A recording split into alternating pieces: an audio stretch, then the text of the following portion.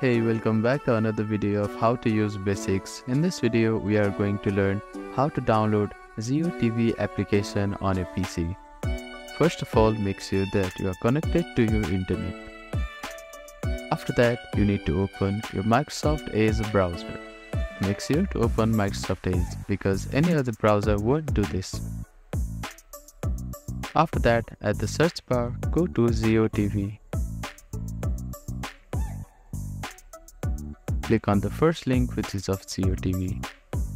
After that, you will be directed to another tab. Now, click on the three dots which is at the top right corner of your screen. You can also click Alt F button on the keyboard.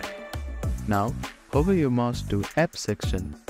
You can see Install Zio TV button. Click on it and click on Install button. After that, click on Allow. Now you can see that we have successfully downloaded Zio TV application on a PC. Thank you for watching this video. Please do not forget to like, share and subscribe to our channel and comment down if you have any queries.